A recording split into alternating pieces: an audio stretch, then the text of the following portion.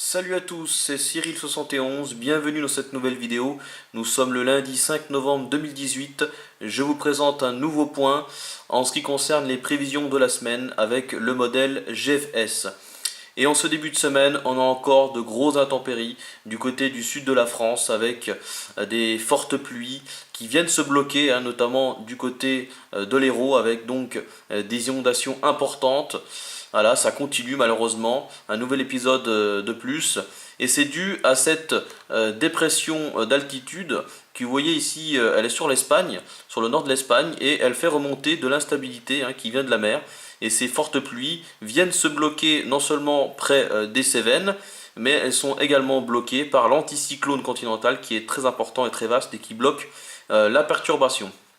Voilà, donc ça c'est pour ce début de semaine. Et puis on a un centre dépressionnaire sur l'Atlantique qui s'organise de plus en plus et qui va nous envoyer d'autres perturbations dans la semaine. On va le voir avec l'animation. Voilà, donc demain on a encore cette dépression d'altitude qui reste bloquée sur le pays et qui va donc continuer malheureusement à occasionner ces fortes pluies sur le sud de la France. Et puis mercredi, on a une perturbation atlantique, vous voyez, qui va passer. Donc là, c'est dû à cette dépression qui concerne le nord-ouest du pays. Donc la perturbation va traverser surtout l'ouest et le nord-ouest, avec un peu de vent, mais surtout de la pluie. Voilà. Ensuite, la dépression se dirige vers le centre des îles britanniques. Et puis pour jeudi, on a une accalmie avec une petite poussée anticyclonique, vous voyez ici. Voilà, avec toujours l'anticyclone continental très important, voilà, qui remonte même jusqu'au cercle polaire. Et puis là, on a de nouvelles dépressions qui apparaissent et qui sont propulsées par un jet stream assez puissant, assez important.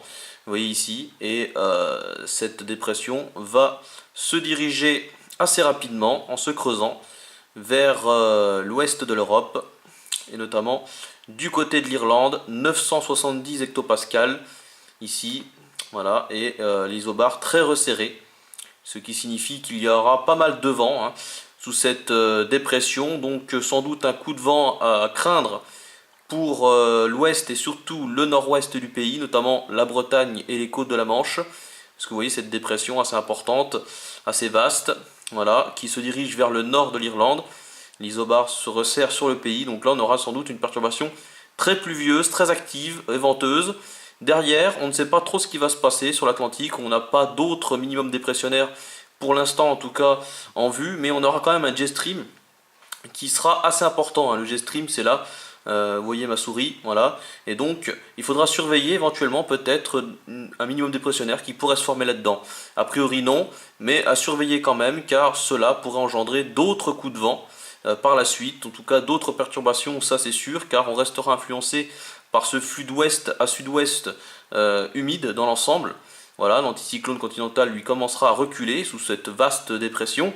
Donc c'est un zonal, en quelque sorte, on appelle ça une situation de zonal, donc un flux d'ouest-sud-ouest humide, avec donc plusieurs perturbations pluvieuses et venteuses à risque jusqu'en début de semaine prochaine. Vous voyez d'ailleurs là un petit minimum dépressionnaire.